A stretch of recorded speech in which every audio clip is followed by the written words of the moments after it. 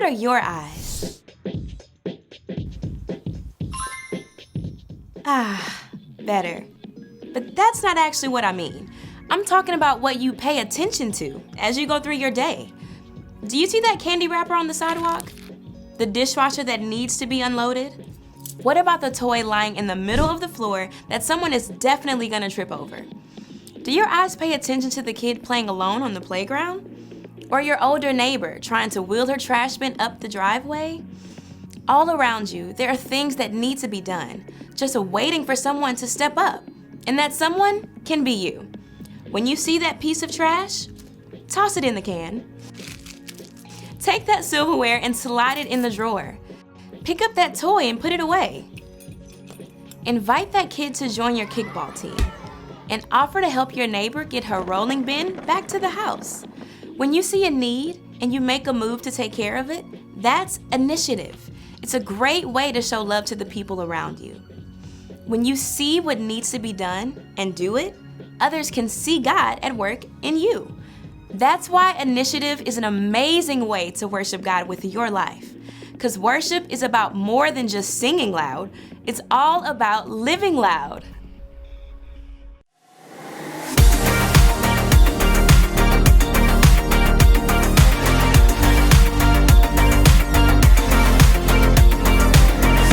Help me, God, to see what you see. You are doing a great work in me. I've decided I can't stand still. No, you have given me purpose. All my heart is yours. All my life is yours. I will make a move for you, for you. All my heart is yours. All my life is yours. I will make a move for you. Make a move for you. Make a move. Make a move. Make a move for you. I will make a move. Make a move. Make a move for you. I will.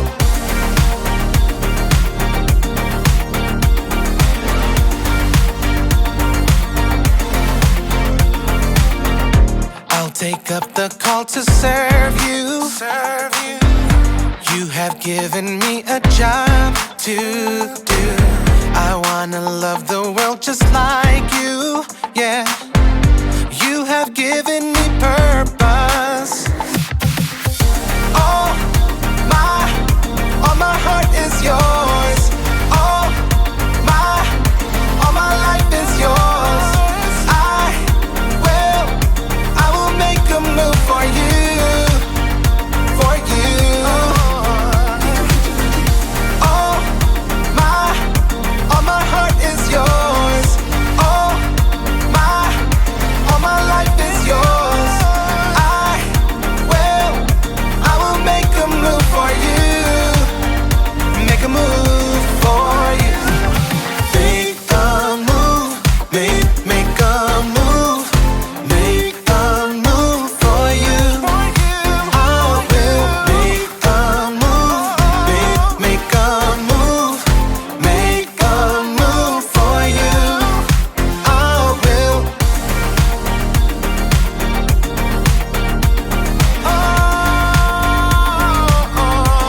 Make a move.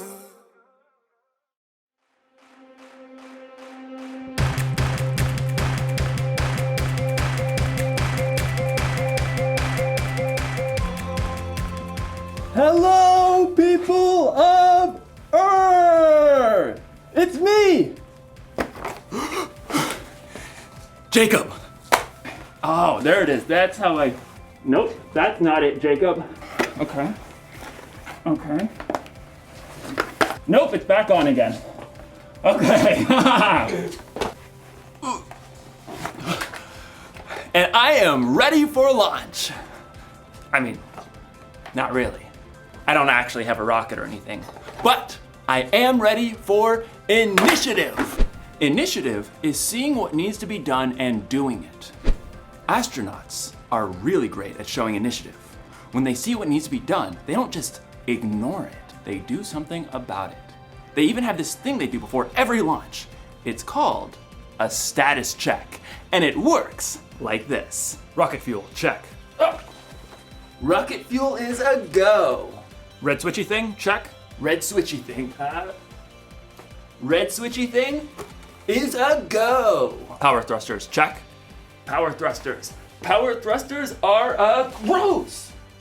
I can't check the power thrusters because somebody left a dirty sock here. Well, can you move the dirty sock?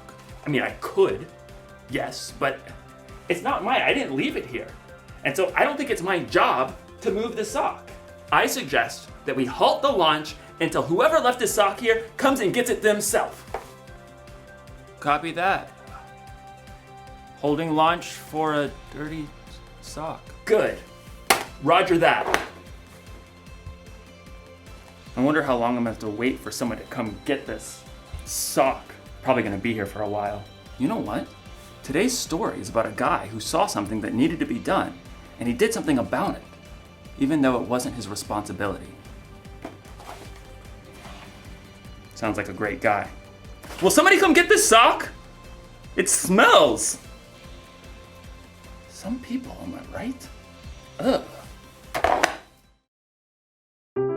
The Bible. It's 66 books of history, stories, letters, and poetry that fit together to form God's one big story.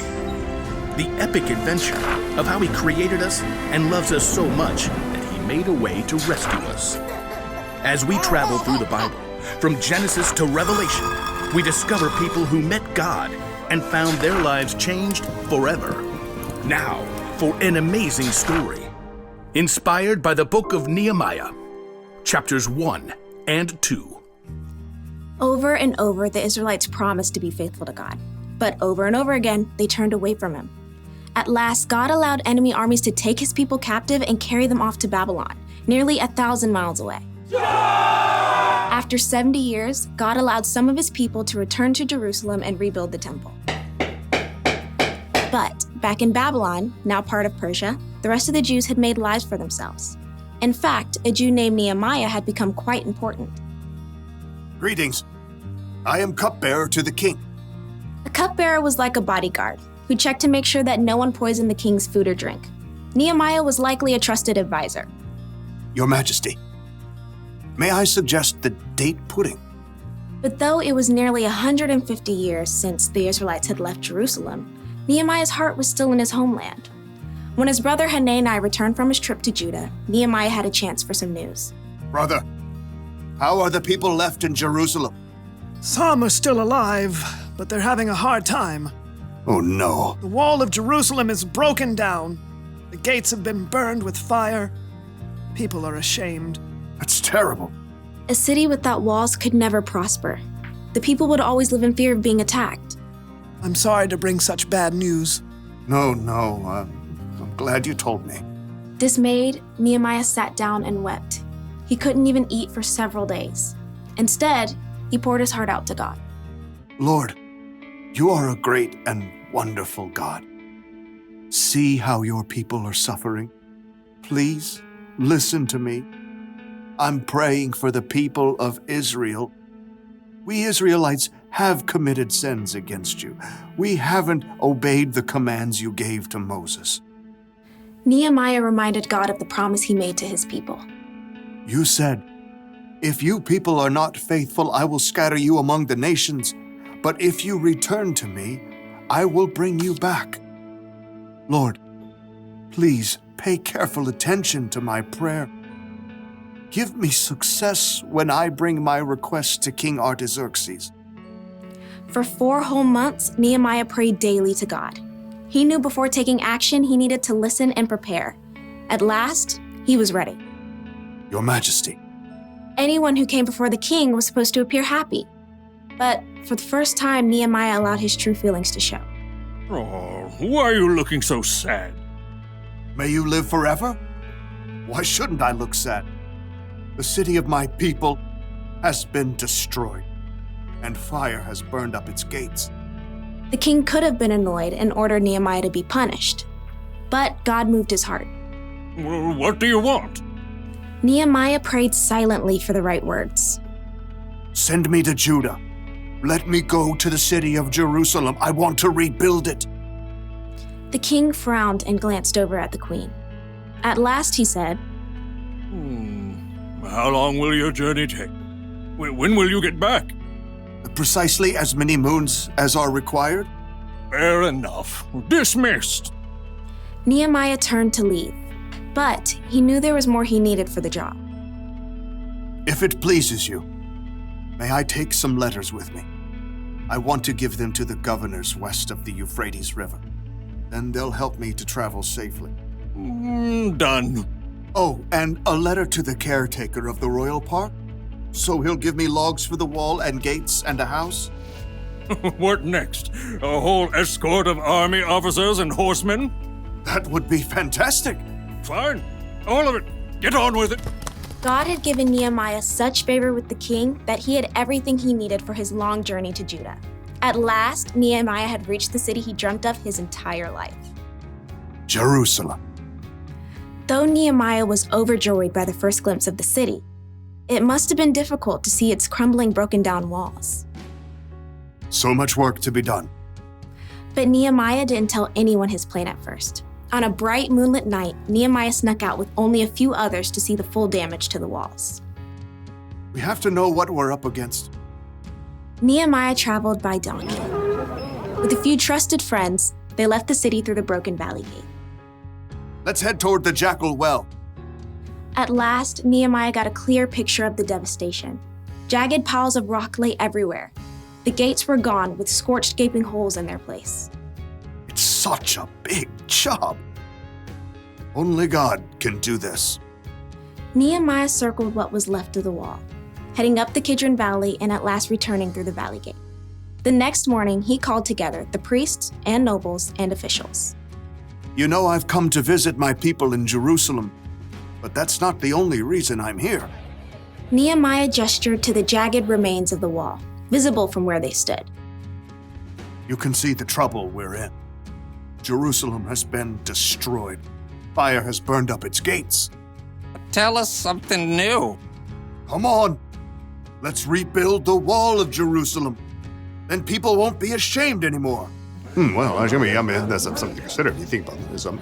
Our grandparents tried that years ago. But God has been helping me. He gave me favor with the king. He'll help us complete the work. So who's in? Well, me. I'm in. Me too. Let's start rebuilding! God moved the hearts of the people to help Nehemiah, and together they began the gigantic job of repairing the walls and gates of Jerusalem.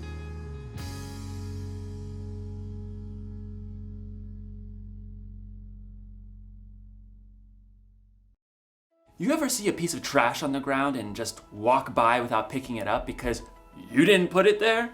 Or maybe someone didn't clean up after themselves when dinner was over?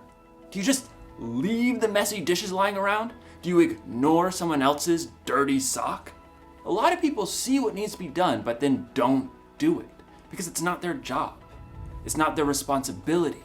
But showing initiative means getting things done, not waiting for someone else to do it. That's what Nehemiah did when he started rebuilding the wall around Jerusalem. It's what Jesus did too. When he saw a need, he did something about it. He healed people who needed healing. He taught people who needed to learn. And Jesus took care of our greatest need when he died on the cross for our sins. So, if you want to show initiative, don't just see what needs to be done, do something about it. Do a status check. Do you see any dirty dishes? Dirty dishes. Oh! Dirty dishes. Cleared away. Check. Do you see any trash? Water bottle. Recycled. Check. Do you see a dirty sock? Dirty socks cleared away, even though it's not my job. Check. Here's the one thing to remember today. Don't wait for someone else to do what needs to be done. Initiative takes a lot of work for sure, but it's worth it. It helps you, it helps other people, and it helps the world. And maybe, just maybe, it can help the universe.